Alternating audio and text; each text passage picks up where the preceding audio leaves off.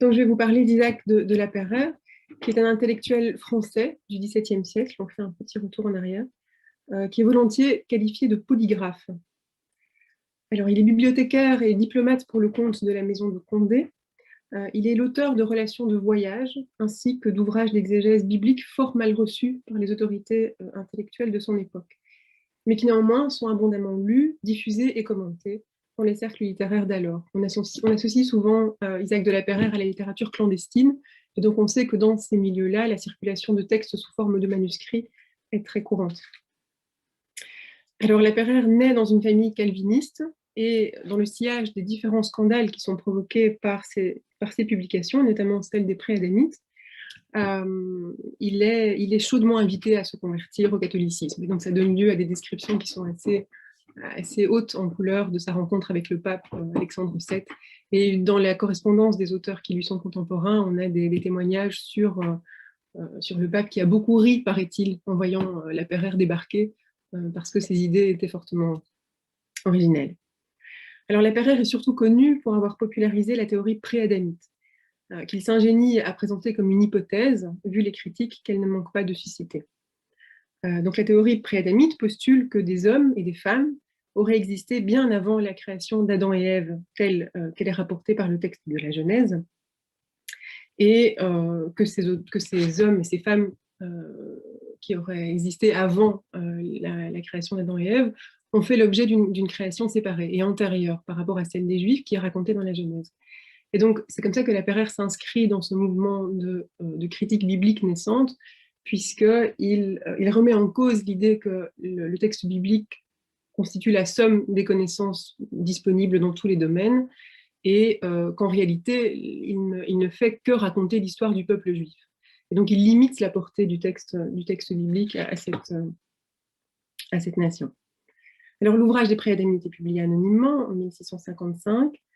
La théorie n'est pas neuve, donc celle du préadamisme. Elle apparaît à différents moments pendant le Moyen-Âge et chez des auteurs comme Giordano Bruno et Paracelso notamment. Mais dans la formulation qu'en donne la Pereire au XVIIe siècle, c'est sans conteste le plus grand scandale intellectuel du XVIIe siècle.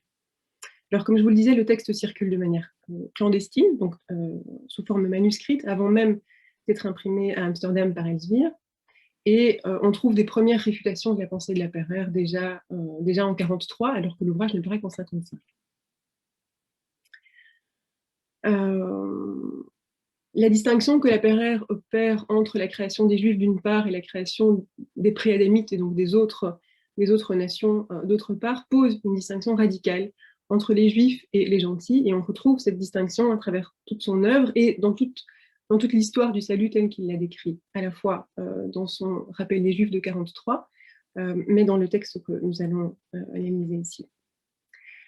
Donc, la Pereire est connue pour sa théorie des préadamites, mais aussi pour une autre publication qui, elle, paraît aussi de façon anonyme, sans lieu et sans mention d'éditeur, en 1643. Le texte s'appelle « Du rappel des Juifs » et se présente comme une longue exégèse de l'épître de Paul aux Romains, en particulier les chapitres 9 à 11, dans lesquels il est question de l'élection particulière dont les Juifs ont fait l'objet, et qui, bien qu'aucun signe ne le laisse actuellement présager, donc à l'époque de la Pereire, les promesses de Dieu étant éternelles, les Juifs seront un jour rappelés par Dieu et retrouveront leur statut d'élus en Dieu. C'est l'expression de la Pereire.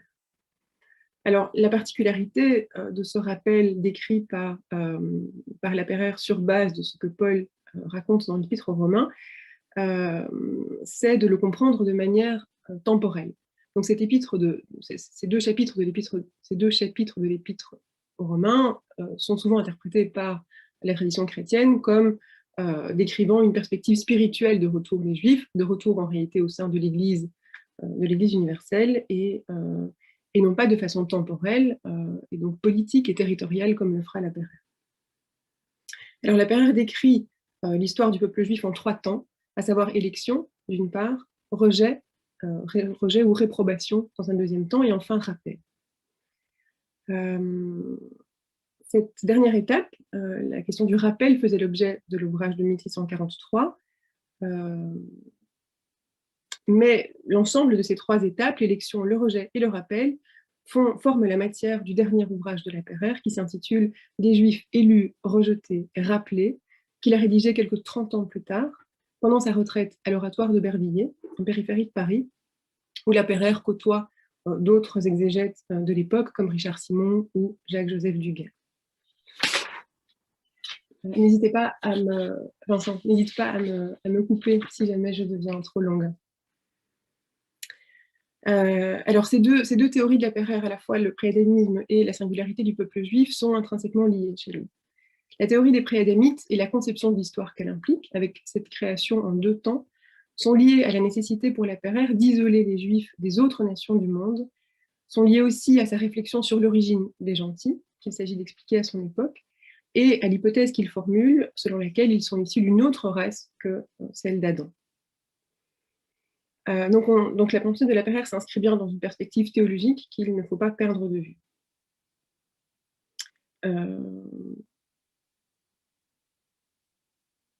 Alors, Lapeyre, comme je vous le disais, est un auteur assez polymorphe, et il est l'auteur de 2 relations de voyage, les relations de l'Islande et la relation du Groenland, qui paraissent dans les années 40 et 60, qui ont souvent été présentées comme des publications qui annoncent les développements futurs de l'anthropologie. Et dans ce même sillage, Lapeyre est souvent représenté, bien malgré lui, comme l'un des premiers exposants du polygénisme. Et on y reviendra dans la conclusion. Ainsi que l'a montré Popkin notamment, la théorie préadamite sera largement réexploitée au XVIIIe et XIXe siècle dans le cadre de la constitution des théories raciales. On en a beaucoup entendu parler jusqu'à maintenant. Alors, pour cette présentation, je me suis attachée à identifier dans ce long manuscrit que sont les Juifs élus, rejetés et rappelés, les passages qui traitent spécifiquement de l'élection d'Israël, en essayant de répondre aux différentes questions qui étaient soulevées par l'argumentaire transmis par Vincent et Baptiste. Donc la définition de l'élection, savoir si la dimension est collective ou individuelle, quelles sont les implications territoriales aussi, on verra avec Lapeyre.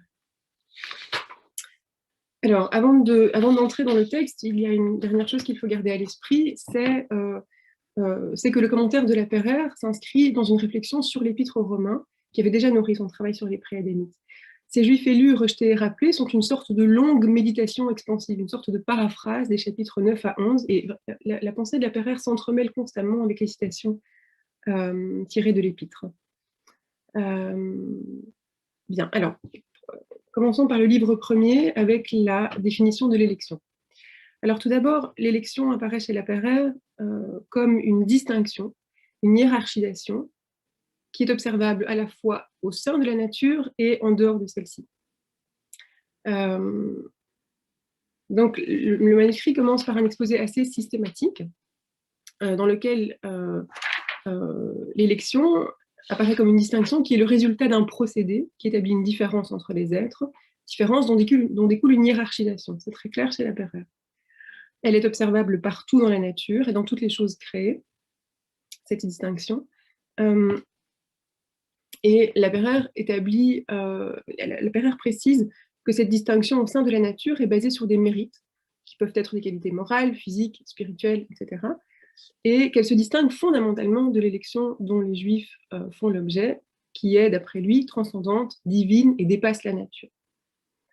Alors, comme on le voit dans le premier extrait qui figure à la page 5, je vais la lire, ce sera le plus court, parce que ces rois, ces princes, ces riches, ces savants et ces conquérants, qui sont les personnes distinguées dans le monde, au sein de la nature, ont été exterminés par la mort, et qu'ils n'ont eu aucune part à cette élection divine qui rend les hommes immortels à la vie éternelle par une seconde création, de mortels qu'ils étaient par leur première création. L'élection divine qui donne l'immortalité et la vie éternelle n'est que pour ces seuls hommes à qui Dieu s'est fait connaître, qu'il a élus et choisis pour être siens, qu'il a pris le soin de régénérer et de créer une seconde fois, qu'il a gratifié de sa sainteté, qu'il a honoré de son immortalité glorieuse, et qu'il a fait comme Dieu, d'hommes qu'ils étaient, par la vie éternelle qu'il leur a communiquée. Alors, Lapeyre distingue ici 2 dieux créateurs, un Dieu premier créateur, le Père, qui est l'auteur de la création telle qu'elle est racontée dans la Genèse, et un Dieu second créateur, qui est le Fils, et à l'image duquel sera recréé, régénéré l'homme comme cela est raconté dans le chapitre 8 de l'Épître aux Romains toujours. Alors, si la première création concerne tous les hommes, la seconde est réservée à ceux que Dieu a prédestinés, appelés, justifiés et glorifiés. Alors là, ces 4 étapes aussi proviennent du texte de l'Épître. Alors, il apparaît très clairement que pour la Pereire, l'élection et la prédestination sont 2 notions étroitement liées. En réalité, la lecture de ces passages introductifs montre que la Pereire est largement tributaire de la conception calviniste de la prédestination, du salut par la foi et de la notion de régénération qui est fortement mise en avant par Calvin.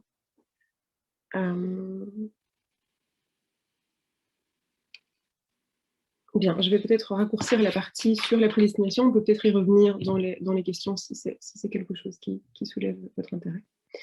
Alors, dès le chapitre 3 de ce premier livre, qui en compte plus d'une vingtaine, la Pereire se tourne vers ce qui fait l'objet central de sa réflexion, à savoir l'élection divine qu'il vient de décrire et qui s'applique d'après lui à la nation juive.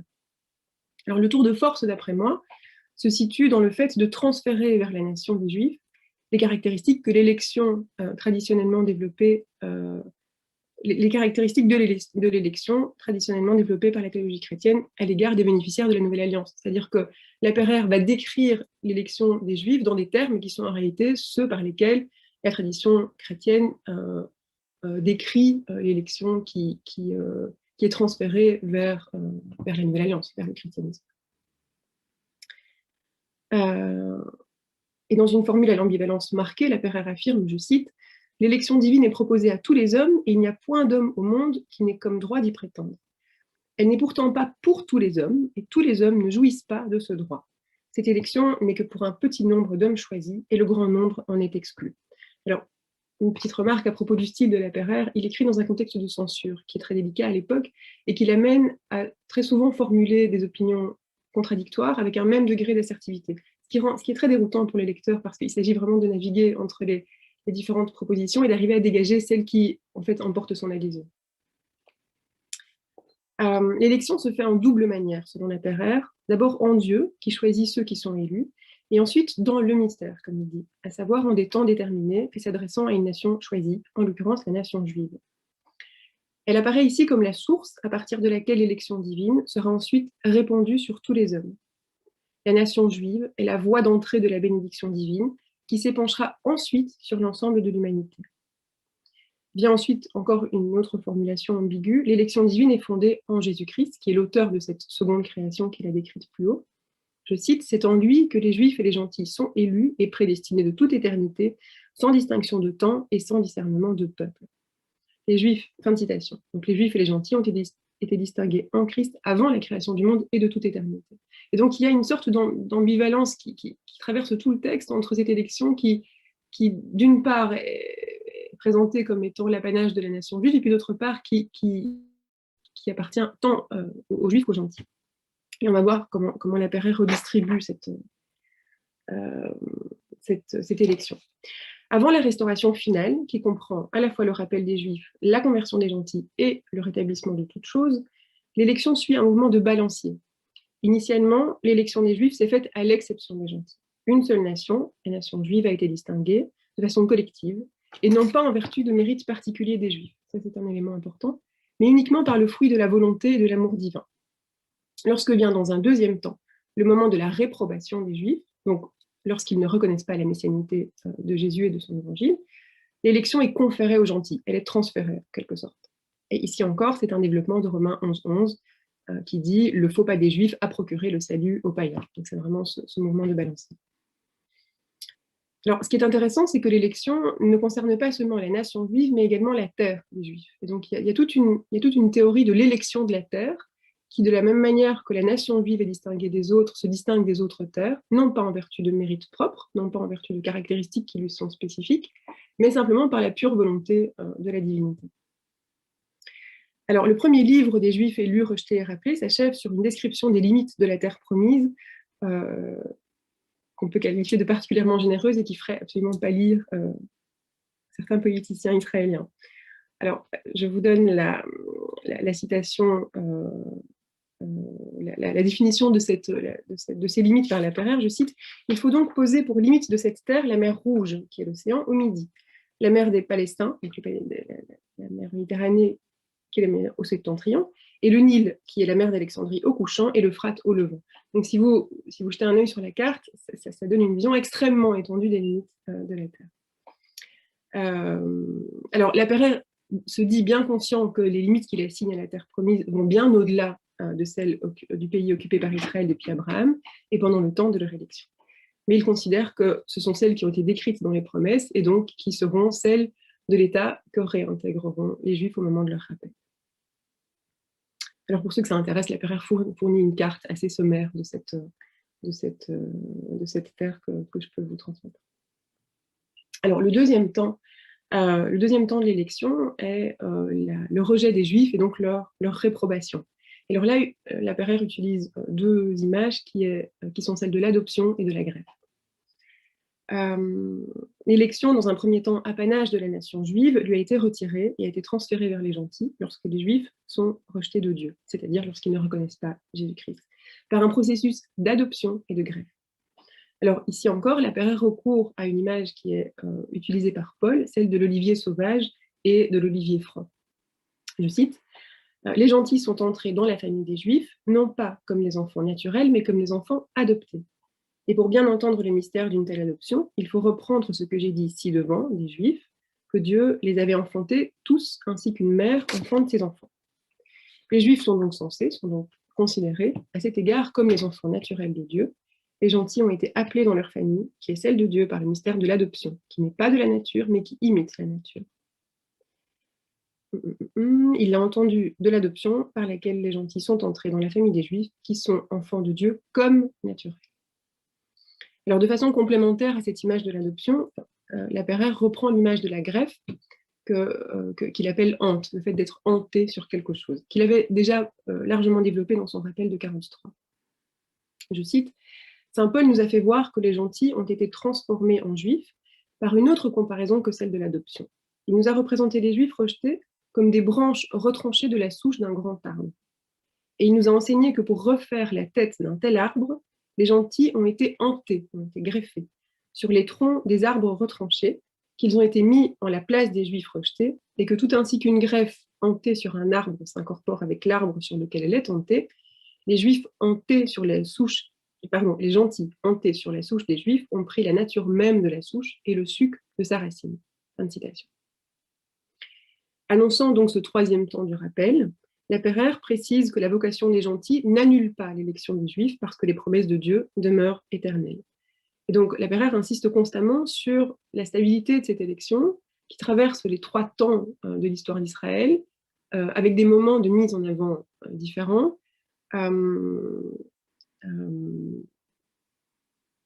avec en effet à un moment, lors du deuxième temps, une mise en avant des gentils, mais il insiste constamment sur la préséance, en quelque sorte, de la nation juive et en fait sur son statut de premier-né, de primogenitus.